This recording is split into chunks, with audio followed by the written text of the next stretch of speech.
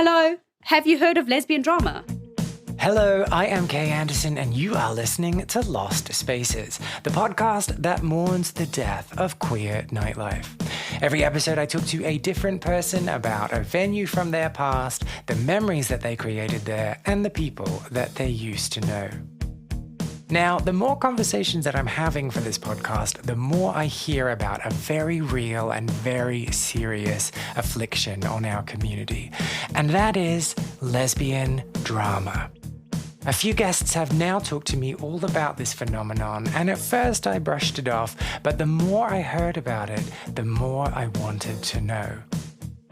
I googled lesbian drama, and all it threw up was a list of films that I should watch on Netflix. But after digging a little bit deeper, I found the Urbandictionary definition, which is drama caused by lesbians in their community because they don't know how to behave like adults. Now, it's probably a little more nuanced than that, but that gives us a bit of a flavour of what we will be covering in today's episode. I am delighted to have been joined by the TV presenter, actor, and media personality, Sade Giliberti, who is taking Lost Spaces on its very first trip to South Africa.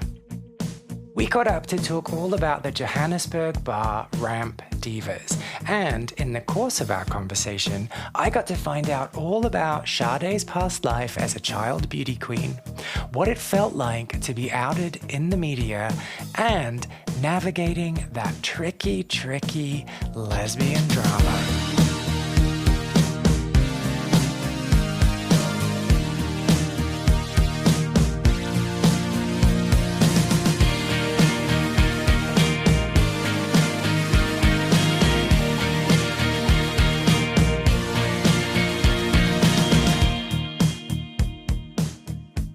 And also, I only came out when I was like 19.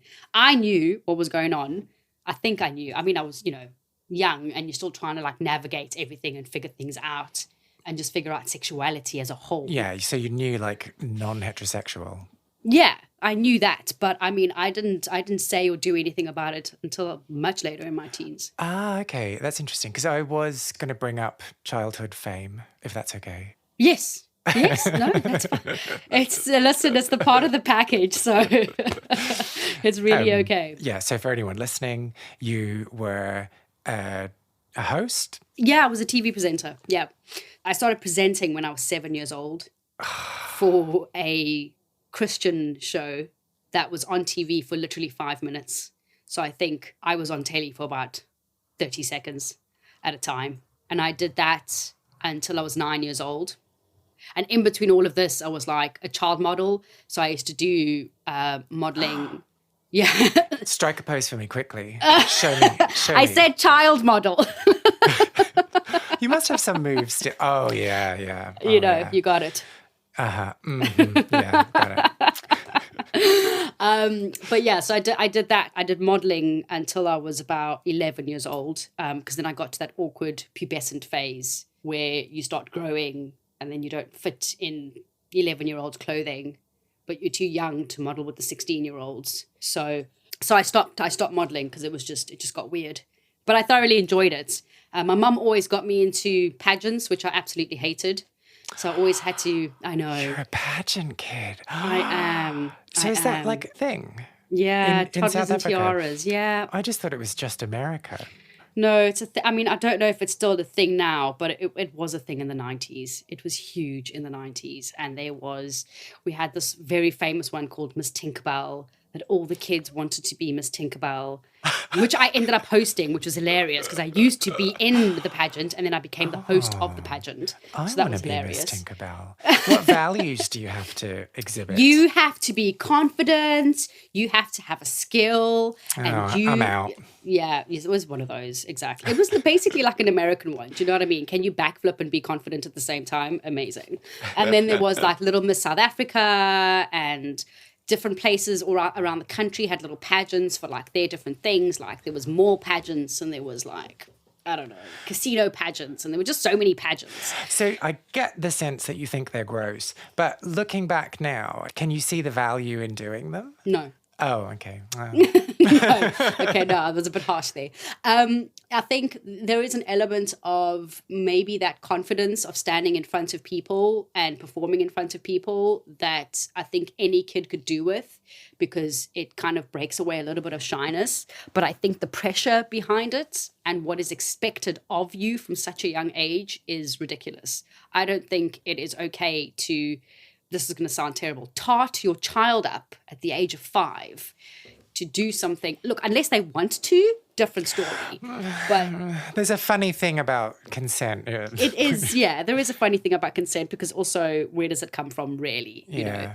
So there's a weird feeling inside of me when it comes to kid pageants, like children pageants and toddlers and tiaras and all of that kind of stuff. I just don't know how I feel about it. I hated every minute of it, to be honest. But that was because I just wanted to be rollerblading, skateboarding, climbing trees, playing, having a good time. I didn't want to be in some frou-frou pink dress and high socks with my hair up in an updo and pink lipstick on. So follow-up question, did the socks have frills on them as well? Yes, they did. Yeah, yes. Okay, good. You know it. You know it. I mean, I guess I probably don't have a definitive opinion on it either. I think the biggest problem I have with it is that it promotes a certain type of being. Like, you couldn't have just rocked up and been like, hey, I'm going to show you how I rollerblade. Yeah. Because then you would have just scored nothing. Exactly. And you couldn't have gone out in a suit or whatever. You had to be a particular type of pretty young girl. Exactly. That's where and it's your a bit answers shit. had to be a particular way. You were coached in how you spoke, and you were coached in how you answered questions, and you were coached in you know, when they say to you, like, what do you want to be when you grow up? You were coached into that. So you couldn't even say what you really wanted to be. You had to be like, oh, I want to save the world and be a doctor, and I want to end child, poverty, and I want to. So it's all who those wants things to that do that? That makes you go, oh, yes, future Miss South Africa in our hands. That's amazing. Which, again, isn't bad, but where's the truth in it all? Do you know what I mean? So, but I went off there. So let's veer back. Yes. So I did all of those things. And then when I was 11, I did an audition for one of the biggest youth shows in the country. And I worked on that show. It was called Yo TV. And we had many different umbrellas and many different shows under that brand that we did. And I worked on there for 10 years. And that was my claim to fame. What age? Between 10 and 11, I joined. And I left when I was 21. Wow. What a formative time of your life. Sorry, that's a really obvious thing to say. But did having the fame impact the way you processed your queerness? Not at all. Not at all, because I just processed all of that internally. And what was lovely about Yo TV and my producers and my directors and all of that is when we started off the show having like a little uniform, like a little cute pajamas that we'd wear and stuff like that. And then we got to just wear like normal civvies and normal clothes and that. And when it got to that, nobody turned around to me and said, this is what you must wear, this is what you must look like. Mm-hmm. I was allowed to be myself from the get-go. And that was this tomboy, always in T-shirts, baggy T-shirts. I had a cap on backwards. I had my skater shoes on. I had my baggy shorts. And I was just allowed to be myself. And in allowing me to be myself also allowed me to, I think, in essence, process who I was and process so many questions that I was having, because, I ended up going to an all-girls high school. And being in an all-girls high school, when you go out with your mates on the weekend or you go like clubbing or for drinks or whatever the story is, I couldn't be myself. I couldn't be this tomboyish girl in a T-shirt and a cap backwards, because all my friends were like prissy girls. So I had to mold myself into this prissy world. But then on Yo TV, I could absolutely be myself. So I was living like this double life, which was very confusing for me, because obviously being on TV, I'm having makeup put on me almost every single day. And you kind of see elements of, oh, okay, that's quite nice. Or I like this or I like that. So obviously I started playing with makeup in general. Mm-hmm. But then when it came to clothing, all I ever wanted to be was just be myself and just be this tomboy. Mm-hmm. But being in this girls' school and all of my friends being girly girls and all of that, I always felt that I could never be myself with them. So I had to mold You had into to this, live up to the standard. That live they up were to the all- standard yeah. of being this young, growing lady, this woman, this person who wore platform shoes and whatever the story is. But did no one ever notice the disconnect between those two sides? Because one of them is very public and visible. No, not really. I think it was just a case of, well, we're going out now, so we dress up to go out. You wouldn't go Okay. out in sneakers and Well, shorts. you were doing this in high school. Where were you going? Oh, listen, yeah, we had places, okay. No, I had a lot of friends who had older brothers. So they would get us into a lot of places. And most of my friends' brothers were like DJs or into that kind of stuff. So we would find our ways into places we shouldn't have been in. Ah, okay. So you had a civilian life at the same time as having the fame. So you had a sense of norm. I never say it right. Normalcy. Normalcy. It's normalcy? Normality? You had average childhood. Yeah. Yeah, I did. So you didn't have like this feeling of expectation of behaving a certain way. Oh, no, there was definitely that. I mean, we used to get lectured all the time by our producers and directors about the fact that at the end of the day, when kids see us out there, we're still kids. Doesn't matter if we feel that we're growing up faster because of the fact that we're surrounded by adults and living a very different life. So in Element, we were growing up faster than just your average kids. We were making money before a lot of our peers were making money. And we had this massive responsibility on our shoulders of when we're out in public, we were told to remember that it doesn't matter who you are, it doesn't matter what your story is, it doesn't matter who this child is that comes up to you and asks for an autograph, it doesn't matter where they come from. To them, you're their friend and vice versa. So never think that you are above other people. Basically, we were humbled. We were taught from the get-go to just remain humble of who we are and the positions that we have and this platform that we have.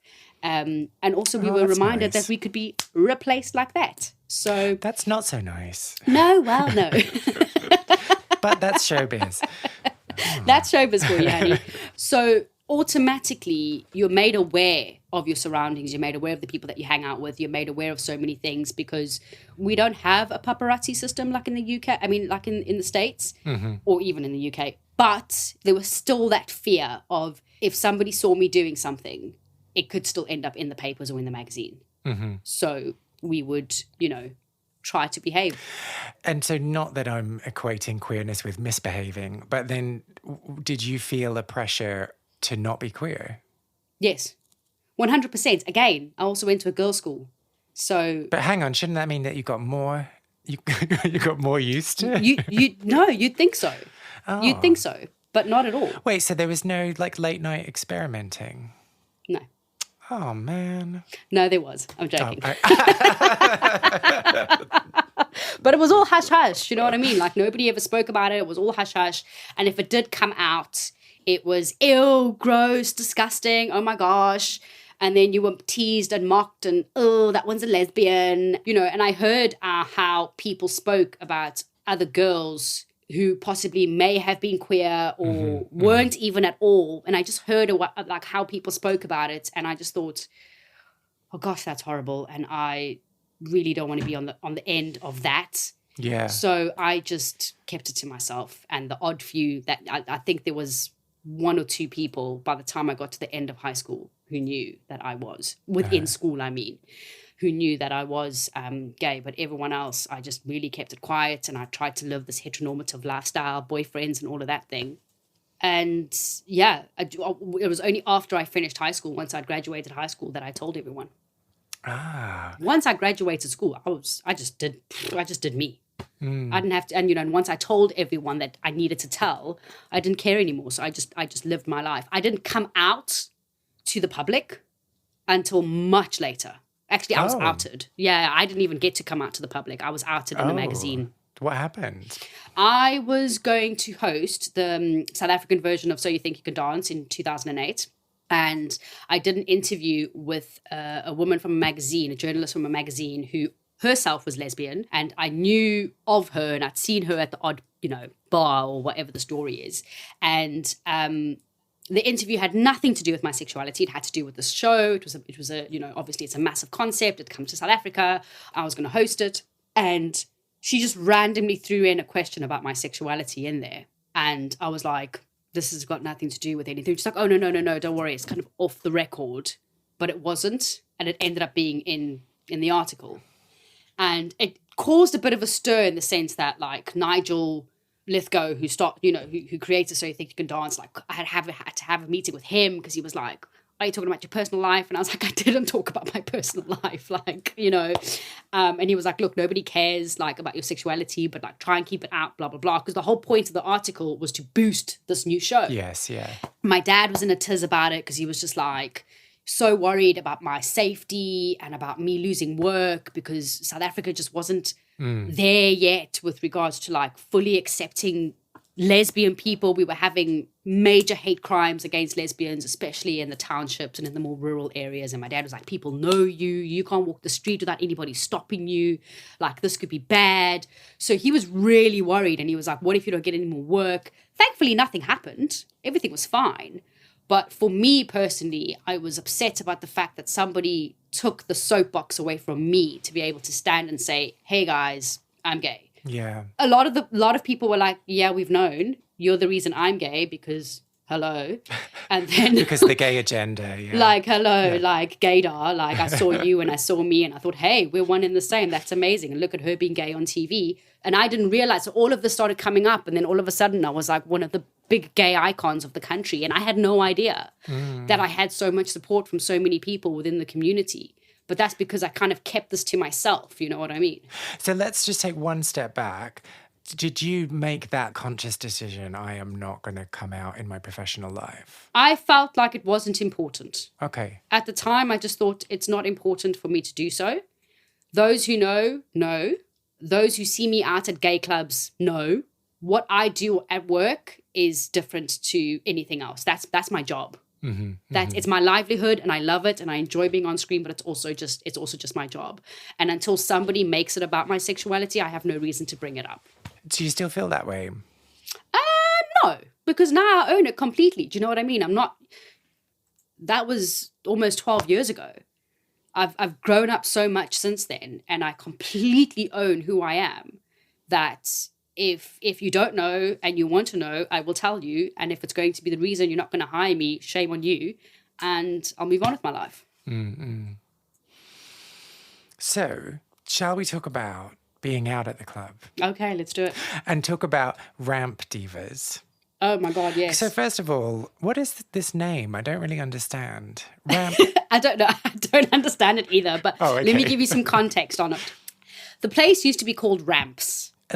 So ramp is like a person, or no? Is there a ramp to go in? No, there isn't.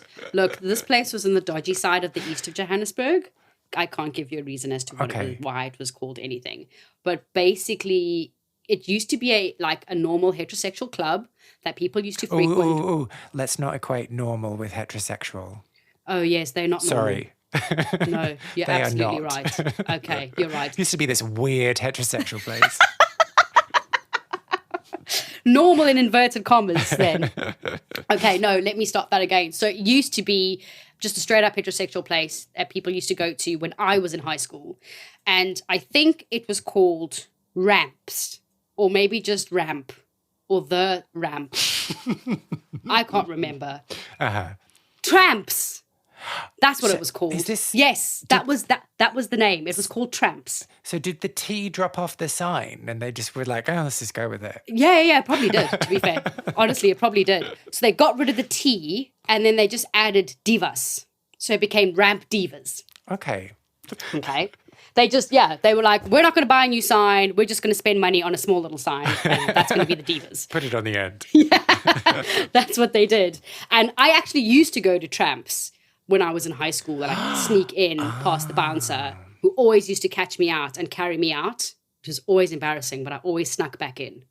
I don't know why I put myself through that, but I did it.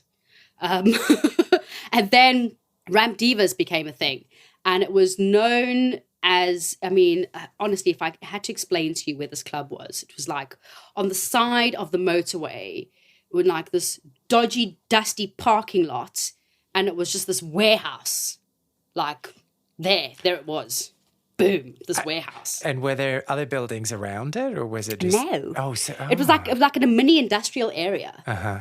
And honestly, Ramp Divas became a haven for so many people because Johannesburg just didn't have a lot of places to go to. And the ones that did pop up wouldn't last very long, and then they'd like slowly dissipate, or like, you know, there'd be pop-up bars or pop-up parties, but like Ramps was there. It was like, it wasn't going anywhere. It was this warehouse. It was there. And it was dodgy and dingy and dirty and fabulous. So then you've talked about going there when it was a filthy heterosexual place. Do you remember the first time you went there after it became Ramp Divas? I do remember. And I mean, I say I do remember, probably vaguely. I mean, you know, there's a little bit of a memory there. You can embellish, it's fine. We're friends. It was exactly the same setup. They literally did not change anything. They just kind of took over the old club and, you know, like slapped I said, a diva sticker on it. Yeah, slapped a diva sticker on it, got rid of the T, and we're like, boom, it's a new place. So they didn't do anything to it for a very long time. It was just this dingy place, and Tramps was dingy already. So that's all it was. And they used to play hardcore techno music, and it was like you could only actually enjoy Ramps if you had a little bit of liquor in you. Otherwise it was just hardcore. Do you know what I mean? You're just like, I can't dance to this music, it's so hardcore.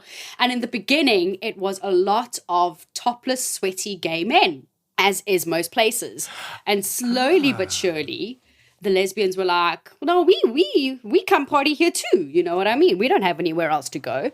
So it just became a full-on LGBT club, but everyone was invited. It didn't matter what your background was, what your creed was, what your color was, whether you were gay, whether you were straight, nobody cared. Everyone came to Ramps to party, and it would stay open until the sun came up. And that's what everybody loved the most about it. And so this thing about the clientele shifting over time, was that a conscious effort from the owners, or was it the lesbian mafia again? I think it was probably the lesbian mafia.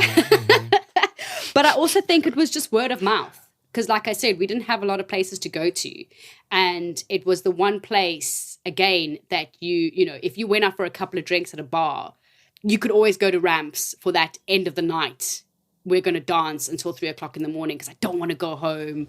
And I've had a couple of tequilas and I feel good. Let's go there. It was just like this amazing haven. Like I said, it was dodgy. There was drugs. There was fights. There was a lot of crazy things going on. But if you looked aside from all of that, it was just a good time. So I've just written down fights and I've just written down drugs, and I'm going to be asking follow-up questions. The thing I wanted to ask, though, I am fascinated by the fact that certain clubs just become the place to go to. And it doesn't seem like by design, it seems to be by accident. Yeah. And it seems to be like this magic in the bricks. Do you have any insights? Like, what were the special ingredients at Ramp Divas that made it feel that way? It made it feel like home. Everyone always had a good time there. The drinks were relatively cheap, so you could go out and have a good time without having to fork out an insane amount of money going to some bougie club. The fact that there was that element of dodginess is what attracted a lot of people, because people could just arrive as they were and just have a good time and not feel like they had to look and be and present in a specific way just so that they could enter. Because there were a lot of clubs, and there are still a lot of clubs in South Africa that like, and you have them here too, no sneakers, no this, you can't come in like that, you can't do that. Whereas Ramps was just like, come as you are. Like, if you came in your pajamas, like, people didn't care. Do you know what I mean? Like, come as you are. Come and have a good time. And so just a quick clarifying question about the word dodgy. Do you mean like skanky as opposed to dangerous? I mean skanky as opposed to dangerous. Okay, it wasn't a dangerous place. It was just skanky. Good. I'm on board. Sweat dripping off the walls, people grinding up on each other. It's this random warehouse on the sand, you know, parking lot just off the motorway. It's dodgy. It's skanky. So, okay, so the things on my list, talking about dangerous, fights. Did you get into any fights? I was pulled into fights. It was never me. It was never me that started it. It wasn't. No, it was never me. Honest to God, I'm such a wimp. I'm such a wuss. I can't fight. Like, So how do you get pulled into fight? Oh God. Hello. Have you heard of lesbian drama? Do you know what lesbians? Do you know what they do? I get told about lesbian drama every time I talk to a lesbian. Yeah. Do you know what happens when lesbians go out and drink? Oh my God. It's just absolute carnage. But so getting called into a fight, do you mean that you've gone to intervene, or like someone's actually been like, you need to help me? No, there's been moments where I try to intervene because maybe it's a friend or whatever the story is and I'm trying to calm people down. But somebody did attempt to beat me up one day. And that was their own weird. It was weird. It was like they had this conversation in their head with themselves about me and their reality and roped me into their made up reality. And next thing you know, I'm being shoved into a toilet and a girl has got my head in between my legs. And then 2 minutes later, she's trying to make out with me. It was bizarre. That's very kinky. So it wasn't for me. The idea that she had in your head based on her interactions with you in the club or based on you as a TV personality? No, well, probably a bit of both. So she was actually dating a close friend of mine at the time, but also had a huge crush on me that everyone knew. Everyone knew about, but we also knew that she was just a little bit. And then, so she just basically came up to me this one night and we hadn't been speaking because I basically said to my friend, y'all are crazy. So I'm going to do me and you do you and we good. But because we always frequented the same club, we always saw each other. And then she just came up to me the one night. She got all mouthy with me in the club. And I was just like, listen, I don't have time for this. I've just come to have a good time. Leave me alone. And then I went to the loo like hours later and she like followed me in and started like swinging me about. And I was just like, what is even happening here? Swinging you about, like grabbing you and like grabbing me and like shaking me about and swinging me about and stuff. And then like had my hair in her hand and like had me in like a headlock in between my own legs. And I was just like, what is even going on? Like, I don't understand. And she was basically waffling on about something about she'd won. And I was like, what did you win? What's been happening? What are we competing? And she was like, I got her and you've lost her, talking about my friend now. Oh, I see. And I went, okay, really, like, I'm not competing with you over her. Like, I really do not care. Like, that's my friend. You're her girlfriend. Carry on with life. And then got angry because I wasn't reciprocating whatever mumbo jumbo she was going on about. Carried on shaking me about and then tried to kiss me. And then I was just like, what is even happening here? Wow. So I pushed her off me and I was just like, girl, you batshit. I gotta go. Like, this is crazy. And so where did you go for your second date? We just went out to the car park. Oh gosh. So that was probably one of the biggest and first fights I've ever been in, and I still to this day don't understand what happened. I hate when people start dating someone and then they want you to meet them. Right? And this competition. I mean, come on now. Yeah, I Calm hate down. like having to being in a situation where you're forced to be friends with someone who you wouldn't be friends with because they're dating someone that you know. Exactly. I'm such a bitch. This is so selfish, but like, yeah, it's like but you're absolutely spot on. Do you know what I mean? And there was my friend dating this crazy person. Oh, and then the worst part is that the whole time that the stuff is happening, my friend is standing outside the door, and she's not intervening. She's just standing there. But wait, so were you in a cubicle or were you in the toilet? Okay, and Right. Was she like holding her bag or something? To this day, I still don't know. Oh, that's so weird. I still don't know. And then it gets better. A week later, I was in a car accident. So I had and it two was her black who eyes. hit you. No, sorry. Yeah. Well, that was it. So I had two black eyes, and she told people that she beat me up the week before, and that's why I had two black eyes. I've never laughed so much in my entire life. Honestly, it was the best story ever. So let's maybe not talk about her for too long. No. That's done now. Please, can we move on? Okay, so we're not naming and shaming her. Nah.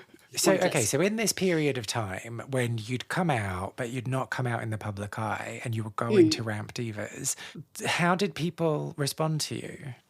People knew me. So people were very happy to see me and excited to see me. And it was just, I never got any flack or backlash or anything like that. There was always the odd lesbian who was like, my girlfriend's so in love with you. You cause problems in my life. And I was just like, cool, I don't know you or your girlfriend. I'm so sorry. But at the same time, it was just always great because I just had so many people who just told me how much I meant to them. And if it wasn't for me being on telly and just being authentically myself, they probably would have never been authentically themselves and accepted who they were and come out and gone on the journey. And they were just like, so having those moments and having those conversations were always just great for me. So people always just accepted me for who I am and were always thrilled to see me. So I was, it was always photographs and all of that kind of stuff. And it was great. Oh. I was crunk half the time. So, I was 21, 22, 23. How evolved did your bullshit detector become? Like, were there people who were only interested in you because of the fame? Oh, 100%. Yeah, 100%. But I didn't let them into my friendship circle. But how do you, like, what are the signs? I'm just a very intuitive person. I can just tell immediately from a person's demeanor, how they speak to me, how they speak about me to others, that this person's just in it for who I am. And then there are people who are authentic. And I've luckily enough only attracted authentic people. So I've never actually had to deal with fakery in my circles and going, oh gosh, it's been 6 months and I've just realized how fake you are. And you're only just here because of who I am. I've not had that. Oh, that's good. Does mean there's less stories for this podcast, though. Oh, I'm so sorry. But I just don't have time for it. I never had time for it then, and I just don't have time for it now. Do you know what I mean? Like, you either like me for who I am, and if you're with me because of who I am in a public sphere, then we're not meant to be friends. I just don't have time for it. But like people's motivations are never that black and white, first of all. And also there are different grades of ambition around that kind of thing, isn't there? No, of course. And I also think that you possibly can't tell, but, we were all young. This was a place I frequented in my early 20s. And some people just don't have that maturity to hide it. So you can tell immediately that they literally just want to hang out with you because of who you are. And in essence, with those people, I only ever saw them at the club. So they never really penetrated my personal life. So at the club, if they wanted to floss... Just hearing the word penetrated. Is... Calm down. I'm sorry. Easy I'm such there. a child. Okay, carry on. They didn't penetrate you. No, they didn't. So, it was just at the club. And if being around me made them feel better or solid for like an hour or two at the club, or somebody was like, oh my God, I can't believe you know Sade. Cool. I don't have your number. We don't hang out. We don't text. We don't go for coffee. Fine. But it's so nice to hear that you didn't feel any kind of pressure around that, like behaving in a certain way or projecting a certain persona in order to maintain everyone's expectations of you. No, I really didn't. And I remember meeting a fellow South African actress in one of the gay clubs, and eventually finding out that she was in fact gay and being gobsmacked and being like, how does nobody know about this? Like, why haven't you said anything? And she literally said that she wouldn't do it because it would ruin her career. And she behaved in such a way that never gave away that she was gay, ever. She left the country, went to the States, and has come back. But to this day, I don't know if she's now living her truth or if she's gone back into the closet and is living another life, But I found that so sad because I was still like, but here we are at a gay club, which anyone can be at. It doesn't matter if it's gay, because like I said to you, everyone goes to gay clubs. It doesn't matter what your sexual preference is or not. I was like, but here we are, and you still feel that you can't? And she was like, no. And I found that so sad. And I was like, I never want that for me. I never want to live my life like that. And I never want to. But like, what's the point in going out to a club if you can't let go? Right? Yeah, it's really weird. So that was very sad for me. And it was that conversation with her that just made me go, I never want to do that. I never want to live that life. I just want to be able to be me. And if people can't accept me for that, then they mustn't accept me. So Ramp Divas. Yeah. So I absolutely loved it. And so many people didn't understand why I loved it. But those who went there knew there was just that magic. And there wasn't a lot of places to go to. There was the odd pop-up thing. We had this lesbian party that happened every first Friday of the month called First Friday. But it was only lesbians. So it was just drama. Oh, so does that betray your feelings on female-only spaces? No, not at all. I have no issues with female-only spaces. But, like, I think I went to almost every single First Friday for, like, half a year. And then I was like, I can't do this. There's just every time I went, there was drama. And there was always a friend of another friend who was in some fight because somebody looked at somebody's girlfriend or slept with somebody's girlfriend or snogged somebody's girlfriend or tried to sleep with somebody. I was just like, why? Can't we just come and dance and have a good time? You know, and I still feel that way about going to female-only places. It's just you walk in and it staggers. Everyone's like, who are you? Who are you looking at? Are you looking at my girl? Don't look at my girl. And it's just like, oh my God, I've just come to have a drink with my own girl, if you don't mind. And you just never feel like welcomed.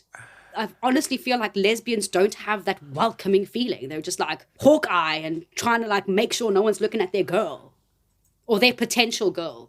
So it's more of a protective vibe rather than a heightened sexual tension. Yeah, which I think is just completely unnecessary. It's just really unnecessary. If you walk into any LGBT space that is open to everybody, you don't get that. But when you walk into a lesbian-only bar or a lesbian-only club or a lesbian-only pop-up, it's just intense. And I personally don't like that. When I was single, when I'm in a relationship, I don't care. I do not like it. I'm just like, why is everything so tense? So what happens in male-only spaces? Oh, what does happen? Well, I think the only time I ever go to male-only spaces is when there's sex involved. Like, there's never any male-only space that's not about sex, is there? That's a good question. I don't think so. Because men don't need to, like, have men-only space in the same way that women need women. Oh, God. That's a massive generalization, obviously. I mean, no, it is. But I mean, I also do understand why. I mean, like, for example, with First Friday, heterosexual men were not allowed in at all. Oh, what was the test? I have no idea. I don't know if they judged them on how they dressed or what they said, or I have no idea. But gay men were allowed. And even then I was like, how do you know? Unless the person is super camp or is known within the community. And even then, I mean, you know, the odd gay man would come and be bored out of his eyes. Like, it's like, why am I here? See, for me, I love being in women-heavy spaces. Oh, really? Yeah, because it's like there's no... I guess it's going back to that thing about expectation. Like, there's suddenly no internal monologue about how I should be behaving or should be acting or should be doing, because I'm like, no one gives a shit about me in here. Yeah, no, 100%. And the thing is that there were the odd guys who'd literally love coming there for that specific reason. They were like, it is my time. I am here to dance. I'm here to live my best life. Nobody's looking at me. I don't want nobody to look at, I don't care about them. They don't care about me. It's great. And I can flirt with people without anyone thinking that it actually means something. Because you know the thing I hate it so much when you like have a bit of a fun flirty thing with someone and then they suddenly need to tell you that they have a partner and you're like, I'm not interested, but I can't now tell you that I'm not interested because it looks like I'm being defensive. So now I'm just going to have to just take the fact that you've told me that you have a partner and you're not interested in me, even though I was never interested in you in the first place. And you've just ruined everything. It's awkward. Thank you and goodbye. And so in a female heavy space, I can do that. I can flirt with a woman and she'll know that it's perfectly not going fine. anywhere. Yeah. No, I get that. So yeah, so like I said, I've seen gay men in female spaces absolutely bored out of their minds, and I've also seen them go, best night ever, like honestly. So I think it depends, but for me, there's only now, especially now, but back then it was getting to a point where I was like, oh, I can only do this ever so often. Pinch of salt here, pinch of salt there. I can't do this all the time. It was just draining. It was just draining. The intensity, the drama was just draining. And sometimes I just wanted to go and dance, and I could just never do that because somebody I knew was getting into a fight, or somebody I knew was this, or somebody was looking at me funny, and I was just like, oh, fuck's sakes. And the thing about being a person in the media is the amount of rumors that get spread around about you that are nowhere near the truth. I don't know how many people's girlfriends I've been with, or how many people, I mean, I've got baby daddies for days. It's just like, so. But how can you, wait, how? Mm-hmm, how? Exactly, yeah. Yeah, no, I've heard so many stories about. But like logistically, how could you have that many? This is the question I ask myself. Honestly, when people were like, oh yeah, and I heard that you birthed this one's child. I was like, I did? Who is this person even? And where's this child that you speak of? Like, I don't understand what's going on. And then I'd have girls coming up to me and they'd be like, yeah, so I know that you were with so-and-so. And I was like, who is this person?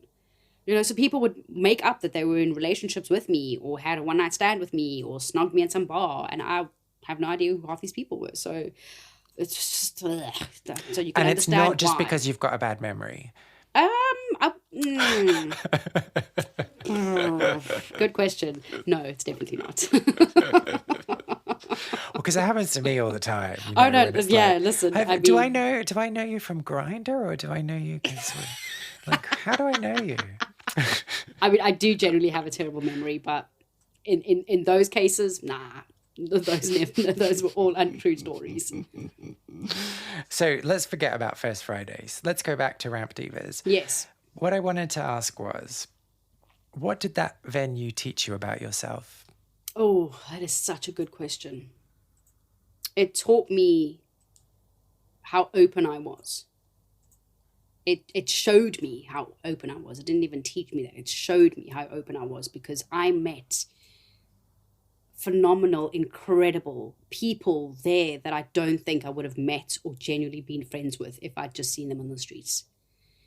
I was friends with people who were, completely out there, completely comfortable with who they were, who taught me so much about just being comfortable with who you are. I met people who were so unbelievably shy, but this was their little safe haven that they could come to and just be themselves, but like could not hold a conversation with other people or look them in the eye because that's how shy they were. Yet they still came to this place filled with people and sweaty bodies almost every weekend. And it showed me how colourful and amazing our community is, how layered and complex our community is. And it opened me up to all of that and all the different stories that are out there about our community. Because like I said to you, it brought in so many people from all over with so many different background stories and issues. Not to say that I knew any of them or all of them, maybe just a handful of them, but you could just see and it just opened me up completely to our community, to our people, and to myself. In all honesty, I just learned so much about just being true to who you are, but also how important it was to find your tribe. Do you have any memories of Ramp Divas or clubbing from your own queer scene that you want to share?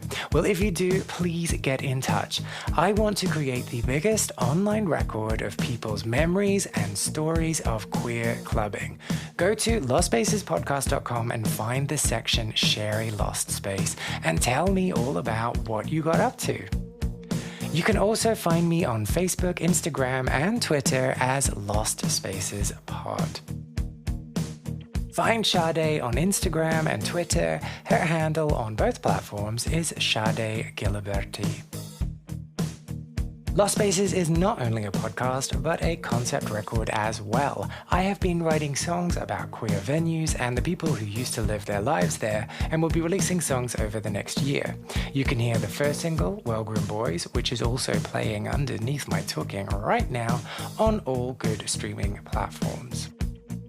If you enjoyed this episode, I would really appreciate if you subscribed, left a review on your podcast platform of choice, or just told people who you think might be interested in giving it a little listen too. I am Kay Anderson, and you have been listening to Lost Spaces.